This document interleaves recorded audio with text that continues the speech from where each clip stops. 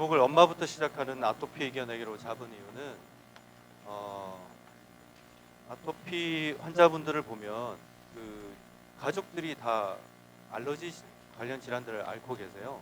그래서 이건 그 오신 환자분 개개인의 문제가 아니라 가족 전체의 문제일 거라고 저 생각이 들더라고요.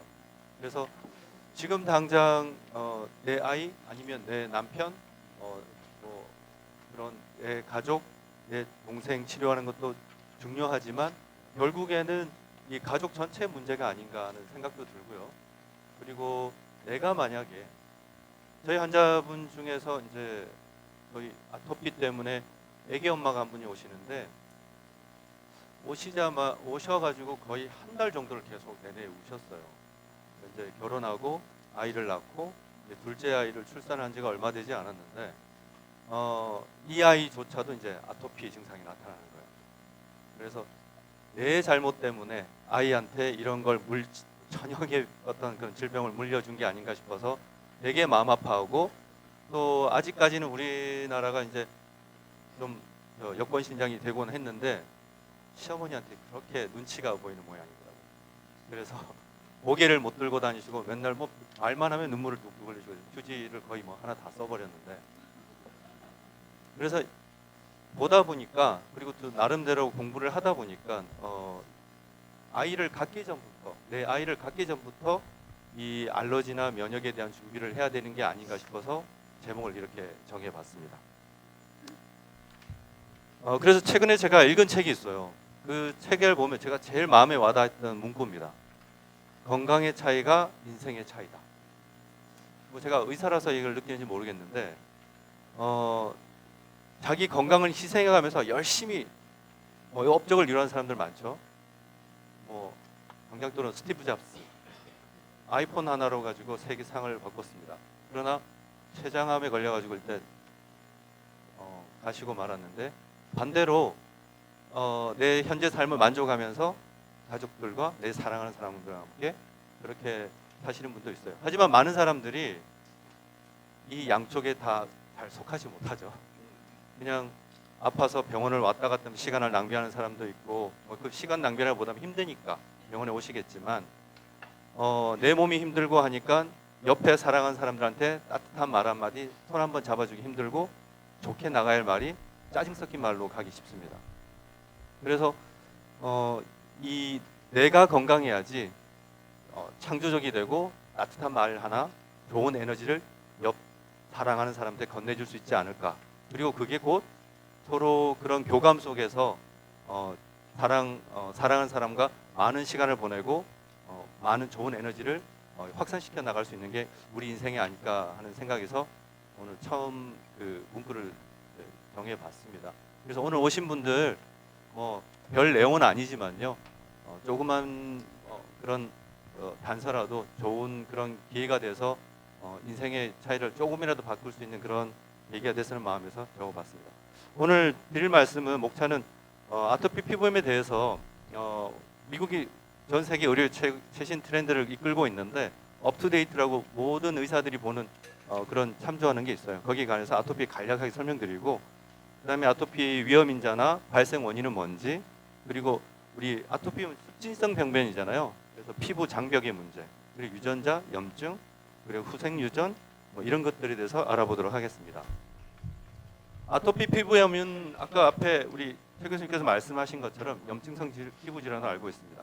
만성 피부염이고 특히 소아 연령에서 많이 호발해서 성인들한테까지 이어지는 경우도 있고요. 전 세계적으로 10에서 20% 소아에서 생긴다니까 아주 무시하지 못할 숫자죠. 그리고 유전적 소인이나 환경적 요인 그리고 면역학적 요인과 함께 피부 장벽 이상이 서로 작용해서 발생을 알려져 있고 최근에는 이 필라그린이라는 우리 피부 장벽에 관여하는 단백질의 변이가 있어서 생긴 게 아닐까 하는 논문들이 많이 쏟아져 나오고 있습니다. 그러나 이제 일부 서양인들에서는 많이 발견이 되는데 아시아인들한테는 동양인들한테는 좀 보고되는 게 좀 적습니다. 그래서 뭐 오늘 이 얘기하려고 한 건 아니니까 임상 양상을 보면은 2세 미만의 애들은 이제 얼굴에 이렇게 그래 몸통이 나타난다든지 이제 학령기 애들 같은 경우는 접히는 부분에 이렇게 많이 나타나죠. 성인 같은 경우는 눈이나 손이나 그리고 또 접히는 부분에 이렇게 습진성 병변을 가지고 있습니다. 그래서 아토피 피부의 일반적인 의학적 치료로는 이제 진단을 하고 피부 병변에 대해서 얼마나 심한지 평가를 한 다음에 무엇이 이렇게 심하게 만드는지 아카인을 제거한다든지 피부 장벽을 회복하는 피부 관리를 하고 그다음에 염증을 줄이는 그런 치료를 하고 있습니다. 대부분 스테로이드를 쓰죠. 엄마들이 되게 무서워하는데 피부 관리 원칙으로는 피부 장벽을 어떻게 잘 유지하고 면역 반응이나 염증 반응을 어떻게 조절할 것인지. 그래서 목욕이나 보습에 대해서 많은 얘기도 있습니다. 예전에 한간에는 무슨 어떤 한의사 선생님께서 뭘 하지 마라, 뭘 해라, 사회적 논란을 일으키기도 했는데 어쨌든 수분 공급을 하고 자극 물질을 제거하고 그리고 염증을 완화하는 그런 스테로이드의 약을 잘 바르는 것들이 기본 치료라고 일단은 되어져 있습니다. 그리고 이제 목욕하는 거나 보습제를 바르는 거나 이런 것들은 다들 잘 알고 계시리라고 생각합니다. 그리고 이제 악화를 시킬 만한 원인으로서는 이제 대기오염이라든지 그다음에 식품 알레르기를 유발하는 것들을 회피한다든지 면직물 위주의 이제 옷을 입는다든지 이런 것들이 있죠. 그리고 이제 스테로이드. 사실 아토피 환자를 주변에 있거나 아니면 본인이 있다면은 대부분 처방받는 것들이 이렇게 스테로이드입니다. 바를 때는 좋아지고 끊으면은 나빠지고 그리고 장기간으로 가면 점점 피부가 얇아지거나 아니면은 감염이 오죠. 이제 스테로이드도 종류가 있습니다. 등급이 있고 강한 단계 1단계부터 7단계까지 이렇게 나뉘어져 있습니다. 그래서 얇은 피부는 약한 걸 쓰게 되고 그런데 이제 스테로이드 약을 써도 잘 안 낫는다는 그런 부모님들이 있어요.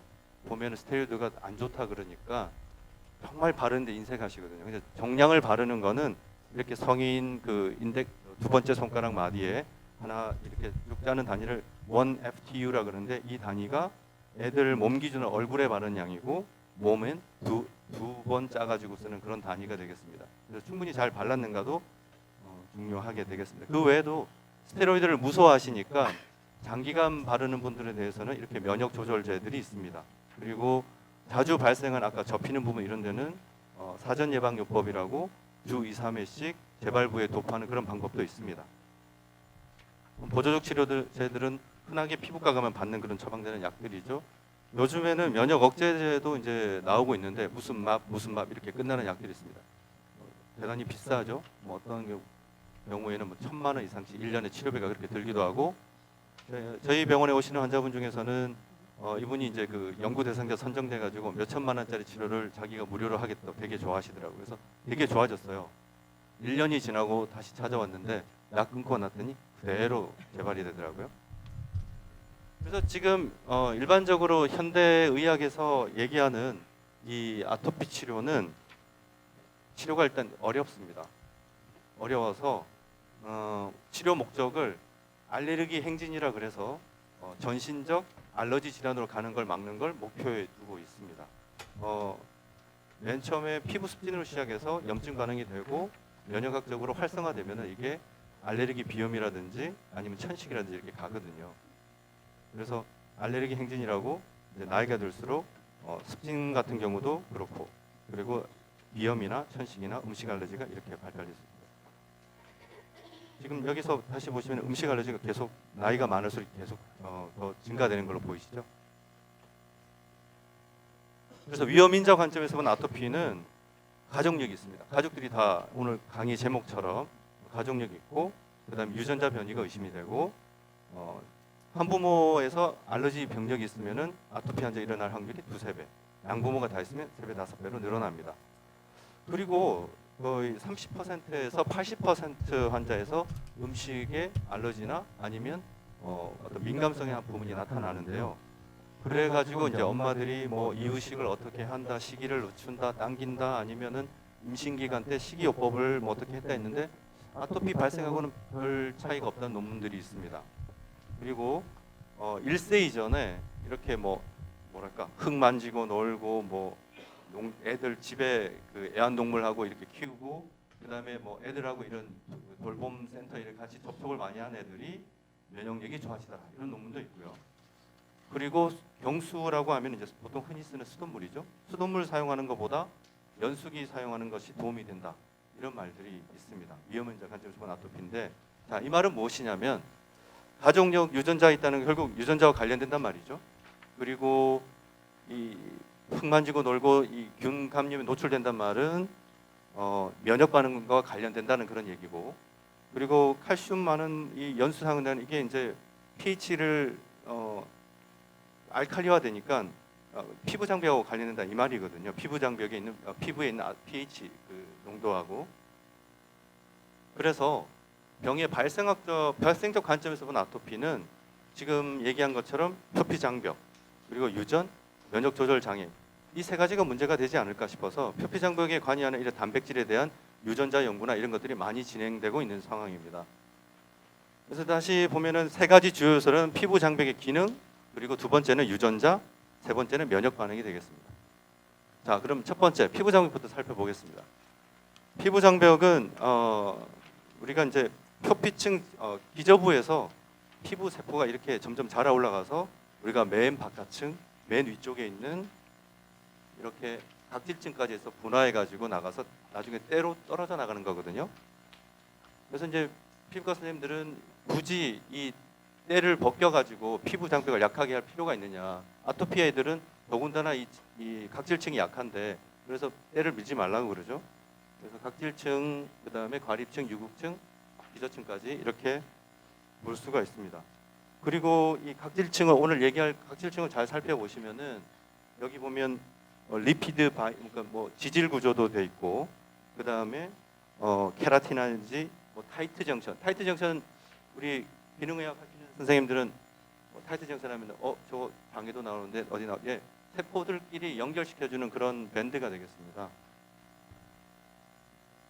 그래서 피부 장벽에 아까 그 영향을 끼치는 중요 단백질이 있는데 그게 필라그린인데, 필라그린에 대해서 잠시 살펴보면 필라그린은 지금 여기 빨간색 표가 되어 있는 여기 이게 뭐냐면 이게 각질 세포들이거든요. 아까 맨 바깥층에 있는 맨 위는 이제 때가 되겠죠.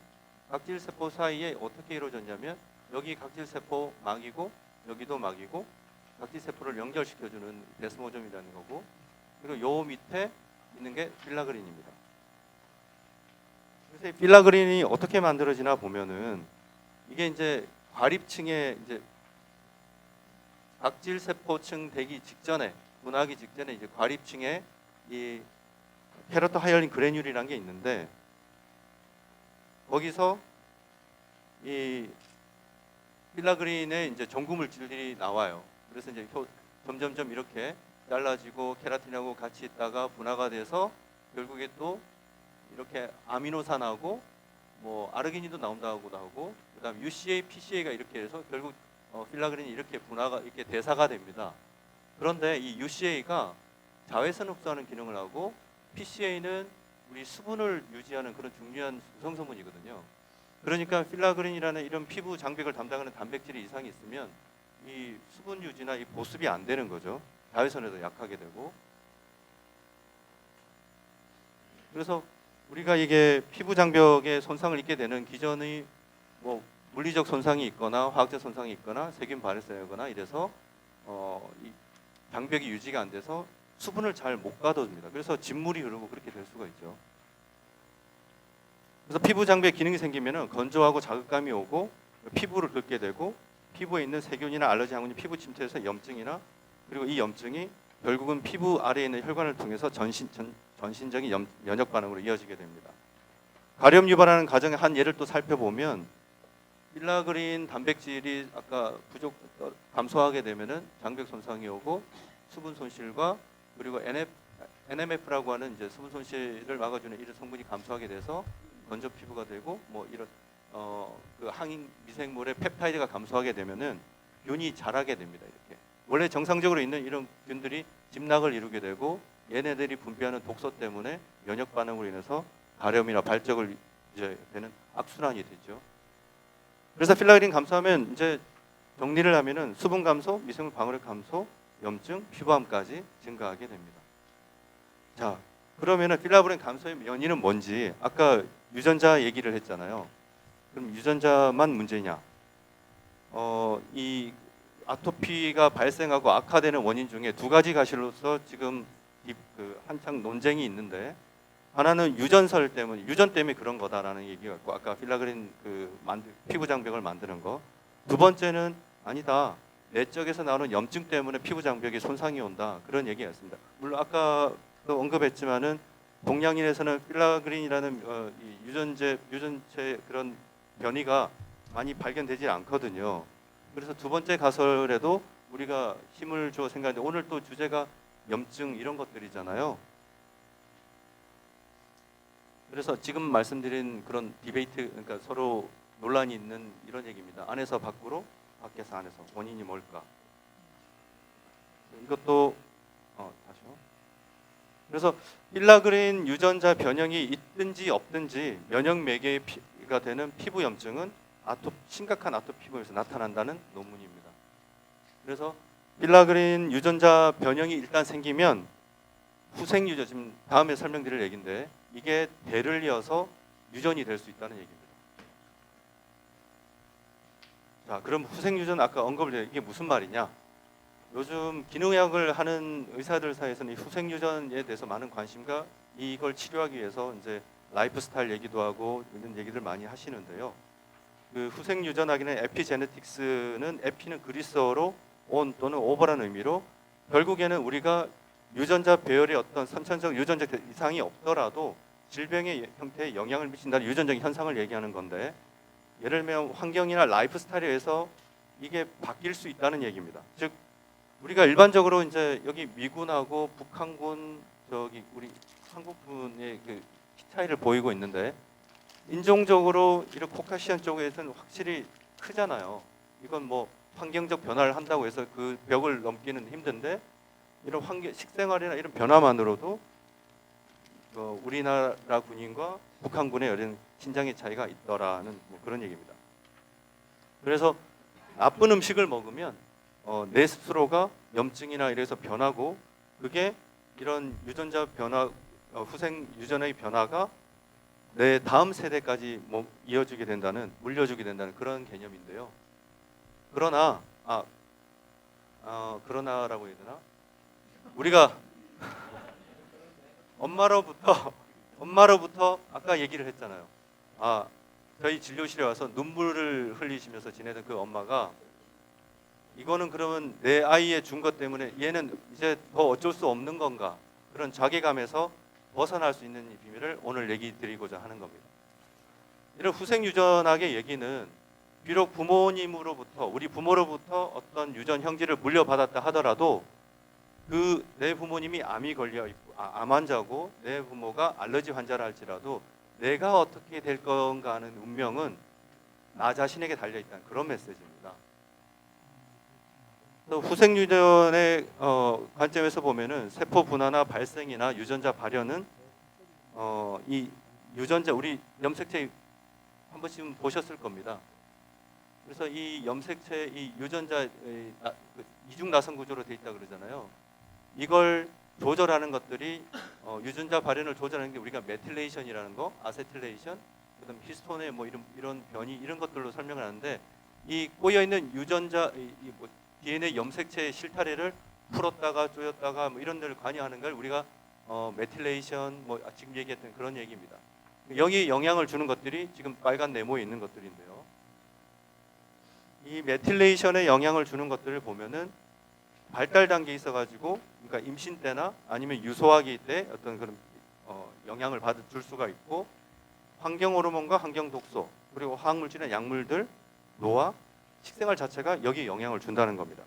우리 항염 식품으로 알려져 있는 광황이나 녹차나 레스베라트롤, 포도에 많고 이런 것들이 다 생물학적 활성 음식으로 알려져 있는데요. 이런 것들이 후생 유전에 중요한 영향을 끼친다는 얘기죠. 그래서 우리가 메틸레이션 손상을 입었다, DNA 우리가 이런데 무엇이 문제가 있을까를 단적으로 알 수 있는 그런 시그널들입니다. 만성 피로라든지 운동을 조금만 해도 숨이 차고 힘들다든지 비만 체중 증가, 그다음에 통증, 기분 변화, 불면증까지. 더군다나 지금 요즘 되게 불임 때문에 예전보다 훨씬 더 불임 인구가 많지 않습니까? 이런 것들이 있으면 내가 내 DNA 합성에 문제가 있지 않을까 좀 한번 고민을 해볼 부분입니다. 그래서 유전자에 영향 주는 것들은 여러 가지 중에서 오늘 강조하고 싶은 거는 바로 다이어트와 장 얘기입니다. 자세한 건 또 제 뒤에 연자분들이 얘기를 해 주시겠지만, 그리고 환경 독소를 좀 얘기를 드리자면은 현대인들이 이런 여러 가지 우리 일상생활을 편리게 하는 이 문명에게서 벗어날 수가 없잖아요. 단순히 보면 한때는 치과 선생님들이 충치를 예방하기 위해서 불소를 수돗물에 타야 된다고 주장을 했습니다. 요즘엔 그런 얘기가 설득력 있고 있죠. 불소라든지 톨루인이라든지 비스포스펜 A, 프탈레이트 이런 것들이 심지어는 우리가 먹는 약물마저도 우리에 있는 호르몬과 구조 자축으로 비슷해가지고 그런 쪽으로 작용을 한다든지 교란하는 그런 물질로 작용하게 됩니다. 그리고 최근에는 이런 미세 플라스틱 쓰레기들이 결국에는 우리가 먹는 생선들을 통해서 식탁으로 오니까 해산물 드시는 걸 전 사실 많이 강조하는데 참 이럴 때 난감하죠. 정답은 없는 것 같아요. 그리고 후생유전학 얘기를 해보면 임신 시에 담배를 피게 되면은 바로 다음이 아니라 그 다음 세대까지 태어나지 않은 애까지 영향을 주게 된다는 얘기입니다. 자, 지금까지 얘기했던 걸 다시 한번 살펴보겠습니다. 피부 장벽의 문제, 유전자 문제, 면역 반응이라고 원인이라 그랬는데 여기서 원인에서 공통되는 점은 역시 염증입니다. 그리고 산화 스트레스 이 두 가지가 아토피를 발생시키고 악화시키고 하는 근본적인 원인이 아닐까 하는 논문 검색이나 이를 통해서 다시 한번 확신을 갖게 됐고, 그리고 임신 출산 전후에 임산부가 가지고 있는 그런 임산부 곤란이라고 임산부 고통이라고 번역을 하는데 이러한 산화 스트레스로 인해서 자녀의 아토피 피부염 발생에 영향을 준다는 얘기입니다.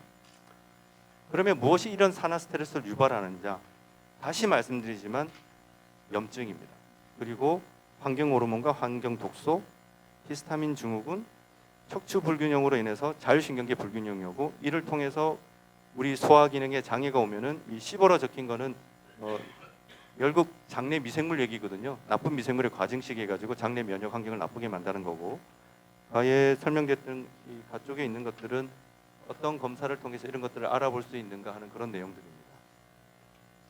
그래서 저는 사실 가정의학과 의사인데 개업을 한 지가 지금 7, 8년째 됐는데 처음에 피부 질환을 보다가 이렇게 통합의학적 치료를 계속 하게 됐거든요. 왜냐하면 일반적으로 아까 앞에 했던 전 세계를 리딩하는 미국에서 가르쳐준 대로 하니까 사람들이 안 낫는 거예요. 그래서 뭐 어떻게 해야 될까? 많은 의사들이 고민을 하다가 기능의학을 하시는 분들이 근본적인 원인이 어디에 있을까 고민을 하기 시작했습니다. 그래서 제프리 브랜드라고 하는 기능의학하는 미국 기능의학하는 분이 7가지 핵심 불균형이 우리 몸에 질병을 일으키는 게 아닌가라고 정리를 했습니다. 그래서 지금 후생의학, 그러니까 후생유전학적 관점에서 어떻게 치료할까 하는 것들은 이 세븐코어 불균형을 핵심 불균형을 이해하고 치료하는 게 사실 궁합이 잘 맞는 것 같아요. 제가 보기에는. 그래서 이 유전적인 변화를 일으키는 데 있어서 면역과 염증, 간해독, 호르몬 대사화, 그다음에 수면 스트레스, 장기능 문제, 산화 스트레스나 이런 영양 호르몬 환자가 가지고 있는 여러 가지 라이프 스타일들이 이런 유전자 변이를 일으키니까 문제를 가지고 있는 것들을 파악해서 치료하는 것이 아토피의 유전자 발현을 막고 염증을 막아주는 게 아닌가 생각을 합니다. 그래서 이 피부의 비밀은 다시 돌아가면 결국 또 장 얘기를 할 수밖에 없는데요. 앞에 최 교수님도 얘기하셨지만 지금 이 얘기는 지금 여드름 얘기하는 그런 슬라이드인 사실은, 그런데 이 여드름조차도 이건 겉은 장입니다. 장에서 이런 염증성 변화나 장 투과성이 증가하는 이런 상황이 오면은 면역 반응과 염증 반응이 악순환이 되고 이게 혈관으로 타고 온 것으로 이동합니다. 특히 피부로 가면은 피부의 이 장벽들의 염증성 변화를 일으킨다는 얘기입니다. 그럼 일단 장으로 들어온 것들은 간으로 보내죠. 간으로 가서 간에서 1차적으로 해독을 하고 아니면 영양소로 쓰이는 것들은 또 이용을 하고 저장할 건 저장합니다. 그리고 필요한 것들을 심장이나 다른 기관으로 보내고 다시 남은 것들은 또 다시 장으로 흘려 보내게 됩니다. 이거는 췌장 효소 췌장 소화 효소를 투여를 했더니 아토피 환자가 있는 데서 아토피 피부염이 개선이 되더라는 얘기입니다. 재밌는 논문인데요. 소화제 줬더니 아토피 치료되더라는 얘기입니다. 이 말은 우리가 지금 축산물이나 이런 단백질을 많이 먹게 되는데 의외로 단백질을 소화하고 분해하는 능력이 떨어져 있는 경우가 많습니다. 아까 미산 저하다 이런 얘기를 잠깐 제가 언급을 했었는데요. 이런 단백질 분해하는 능력 이런 것들도 주의 깊게 봐야 될 것 같습니다.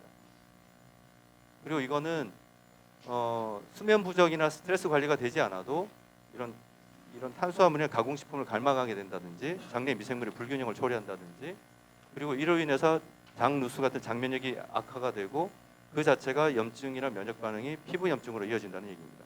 그리고 피부 염증이 이어지고 잠을 긁고 이러다 보면은 다시 스트레스나 수면 부족 이렇게 악순환이 되죠. 이 얘기는 코호트 연구인데 이 아토피 조절하고 이런 데 있어 가지고 어떤 것들이 영향을 과연 주고 문제가 될까?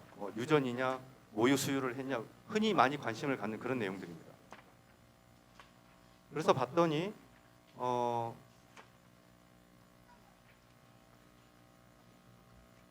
엄마 수유를 하고 그 다음에 애완동물에 노출되고 했더니 훨씬 더 좋아지더라 이런 얘기고 담배를 피우면 당연히 천식이 나빠지고 그 다음에 재밌는 얘기는 맨 마지막 네모입니다.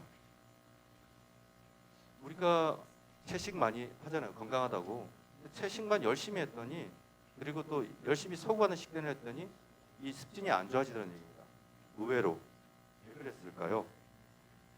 그 논문에 나온 얘기인데 이런 거 이렇게 했던 열심히 건강할 거라고 해 먹였는데 안 좋아지더라는 얘기입니다. 그리고 앞서 언급했던 것, 앞서 최 교수님 얘기한 것처럼 오메가6와 오메가3 얘기입니다. 오메가6의 그런 바깥 불포화 지방산을 줬더니 이 알러지가 심해지고 오메가3를 줬더니 좋아지더라는 얘기입니다. 그래서 지금까지 얘기했던 것들을 종합해 보면 결국에는 항염증, 항산화 다이어트가 아토피를 조절하는데 유전자 발현을 늦추고 유전자 발현을 예방하고 염증을 조절하는 그런 강력한 치료식이 아닌가라고 생각이 들고요. 채식 위주의 식단을 하게 되면은 왜 나빠졌는가 생각을 해볼 때 좋은 지방 섭취를 할 기회가 좀 줄어들 것 같습니다. 그다음 두 번째로는 이후의 강의에서도 얘기를 해주실 건데 이 채소에는 발이 없잖아요, 식물들이. 그러다 보니까 자기를 보호하려는 렉틴이라는 물질을 가지고 있습니다.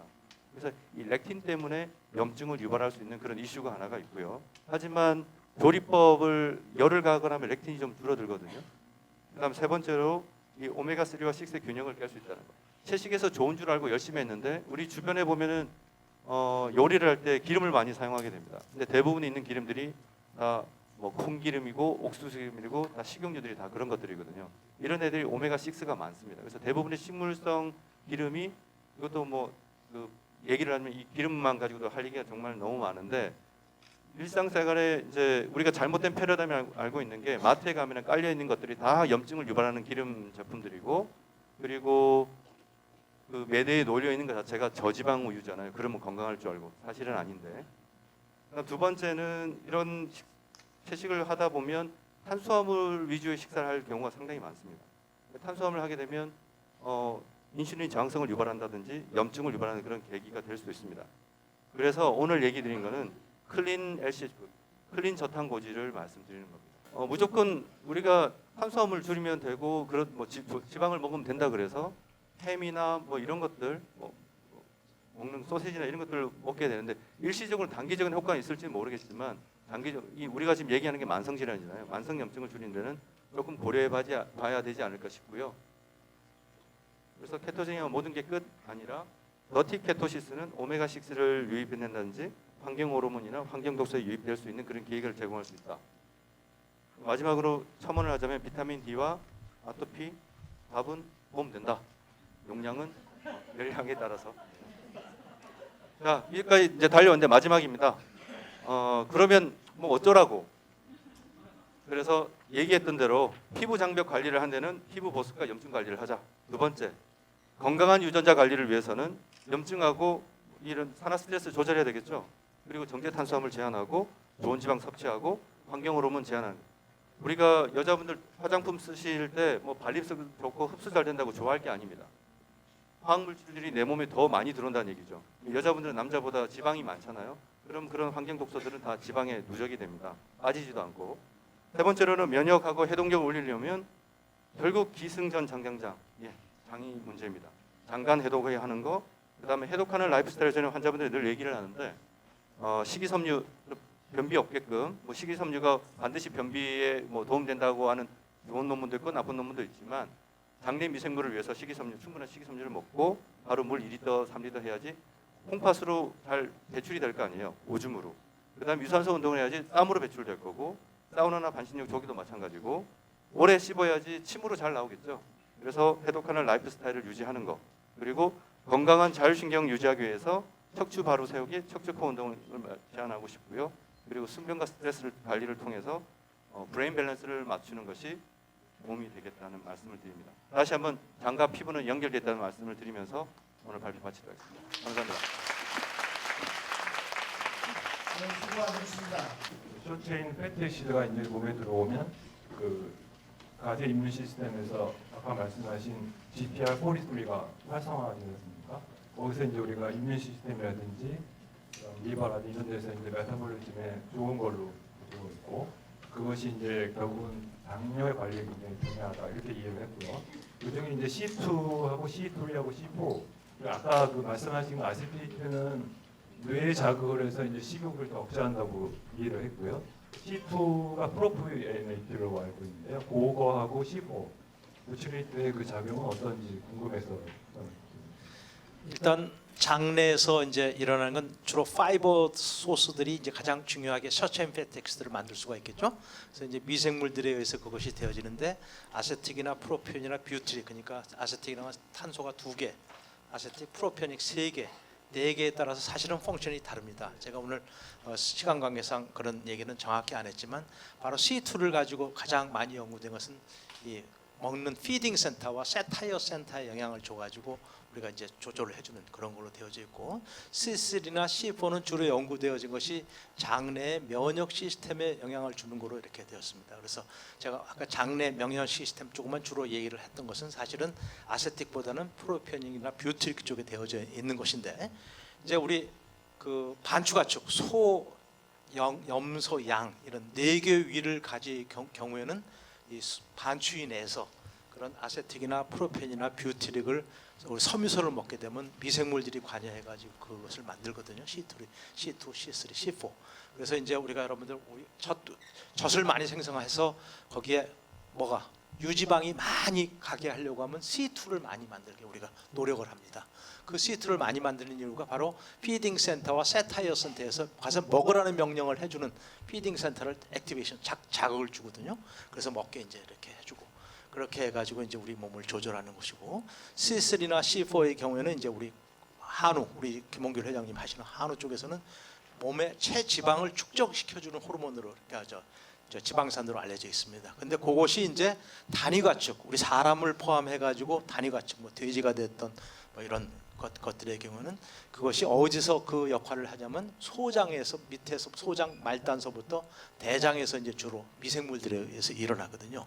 그래서 지금 말씀해 주신 대로 C2 기능은 거의 같습니다. 반추가축이나 비반추가축이나. 그래서 C2는 주로 먹는 것에 관계하는 우리가 이제 이것이 사실은 또 그렐린이나 렙틴이라는 호르몬과도 연관이 되어집니다. 렙틴이라는 호르몬은 여러분들이 많이 먹게 되면 지방이 많이 생성되면 이 지방을 조절하기 위해서 분비되어지는 호르몬이 있거든요. 그게 바로 렙틴 이제 호르몬에서 적게 이제 축적을 적게 해줄래.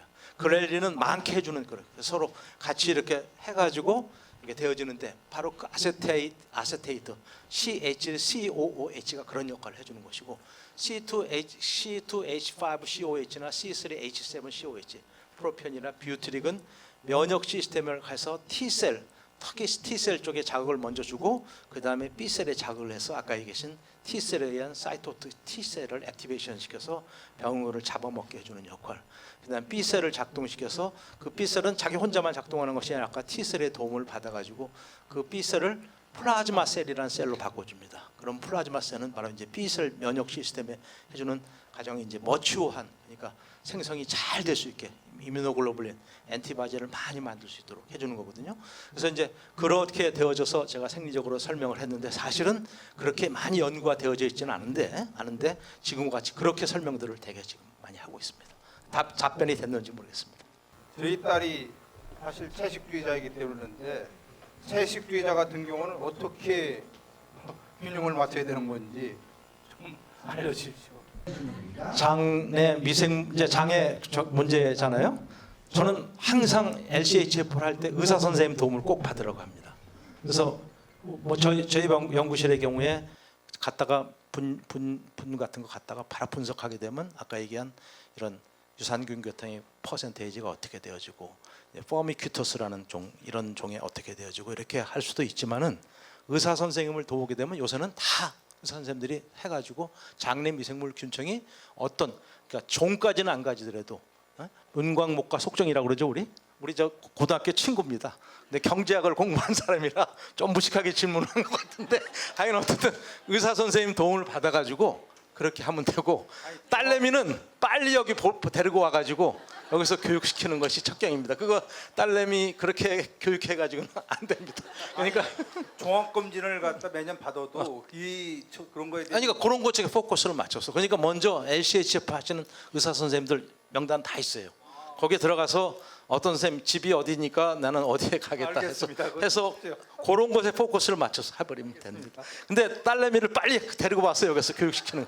왜냐하면 초창기 때 5년 전에 초창기 때는 제가 주로 토론한 것이 바로 채식주의자들과 여기 채식주의자 들어와가지고 뭐 우리하고 고함도 쳐가면서 이렇게 막 했거든요. 근데 지금은 뭐 조용하게 돼가지고 여러 가지 이제 동의합니다. 그래 서로 그렇게 그래서 그런 것들을 이제 하면 됩니다. 그래서 딸내미를 빨리 데려와서 공부를 시키는 것이 중요합니다. 예, 이상입니다. 저는 성인 아토피 지금 10년 넘게 치료하고 있는데 지금 저기 라스트 카페에서 그 식단을 하면서 제가 이제 기능의학 병원도 같이 다니면서 이렇게 하고 있거든요. 네. 근데 저기 류호성 원장님께 질문하고 싶은데요. 네. 네, 저기 제가 이제 식단을 한지 지금 한 1년 반 정도 됐거든요. 병원 다니면서. 근데 제가 해보니까 이게 되게 저도 꾸준하게 하는 편인데 제가 뭐 잘 지킨다고 식단을 잘 지키면서 어려웠던 게 그게 너무 그러니까 병원에서는 이건 기승전창이다 이렇게 뭐 이 식단만 하면 이게 다 좋아진다 이렇게 했는데 정말 해보니까 이게 저는 이제 갈수록 너무 어려운 거예요. 너무 장이 예민해지고 그러다 보니까 이제 정말 기승전창인데 질문의 요점. 네. 나중에 저희가 그 토크쇼가 또 있으니까 그 자세한 내용 그때 하시고 질문의 요점이 뭐예요?